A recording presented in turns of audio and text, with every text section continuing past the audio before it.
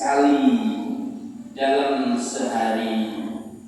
Allah perintahkan hamba-hambanya yang beriman untuk mengucapkan ihdinas siratal mustaqim 17 kali dalam sehari di dalam setiap rakaat salat wajib yang seorang muslim kerjakan. Allah Subhanahu wa ta'ala perintahkan untuk mengucapkan ihdinas siratal mustaqim. Ya Allah, berilah kami hidayah, petunjuk untuk meniti jalan-Mu yang lurus.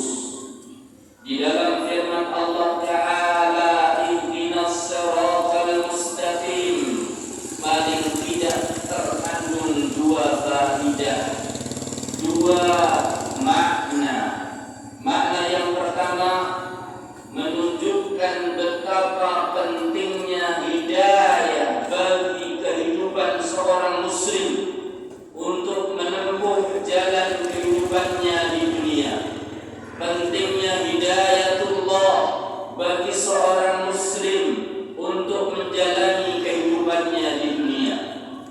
Faedah yang kedua, bahwa ada bahaya besar yang mengancam jalannya seorang muslim menuju tujuannya.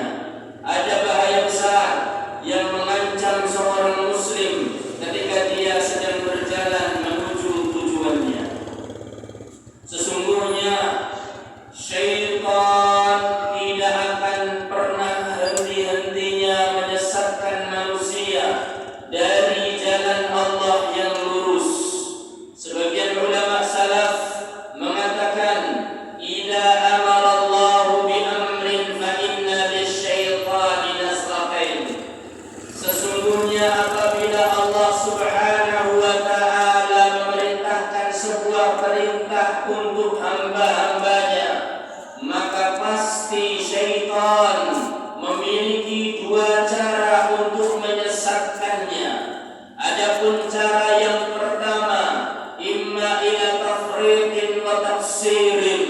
Yang pertama adalah membuat seorang hamba menyia-nyiakan perintah tersebut, tidak peduli dengan perintah tersebut, cuek dengan perintah tersebut, sehingga kita saksikan di antara hamba-hamba Allah banyak yang menyia-nyiakan salat 5 waktu.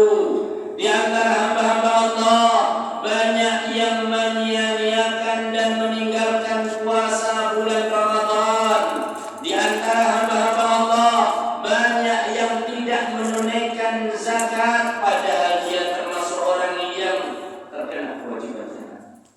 Di antara hamba-hamba Allah ada yang menganggap sepele haji, padahal dia sudah wajib untuk menunaikan haji. Di antara hamba-hamba Allah yang beriman dari kalangan kaum muslimat, di antara hamba-hamba Allah yang berasal dari kaum muslimat, para wanita, banyak yang menyia-nyiakan menutup auratnya, padahal menutup aurat adalah sebuah perintah yang diperintahkan oleh Allah kepada mereka. Tidaklah Allah Subhanahu wa ta'ala memerintahkan satu perkara kecuali pasti syaitan memiliki dua cara untuk menyesatkan hamba Allah dari perintah tersebut. Yang pertama, seperti yang saya sebutkan, menjadikan orang tersebut menyia-nyiakan, menyepelekan, meninggalkan, acuh, tidak benar. Yang kedua, wa imma ila ghuluwin wa mujawazatin. Yang kedua adalah membuat hamba Allah menjadi melampaui batas, berlebih-lebihan dalam mengerjakan perkara yang diperintahkan oleh Allah, sehingga dia membuat syariat, membuat ajaran, membuat tata cara ibadah yang tidak diperintahkan oleh Allah Ta'ala. Orang yang rajin sholat terus didorong syaitan sampai kerajinannya menyebabkan dia tidak kuat dengan apa yang telah dibawa oleh Rasulullah sallallahu alaihi wasallam. Dia butuh sebuah sholat jenis seorang yang rajin puasa akan didorong oleh syaitan sehingga dia merasa tidak puas dengan puasa-puasa yang diajarkan oleh Nabi Muhammad sallallahu alaihi wasallam. Dia butuh berinovasi dalam puasanya. Seorang yang rajin sedekah terus didorong untuk bersedekah sehingga dia mencari setiap celah untuk bersedekah, tidak peduli apakah sedekahnya itu baik ataukah sedekahnya itu adalah sedekah kesyirikan.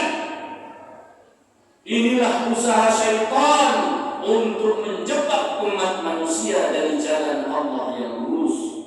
Entah itu dengan cara membuat orang itu menyia-nyiakan perintah Allah, ataukah membuat orang itu melampaui batas.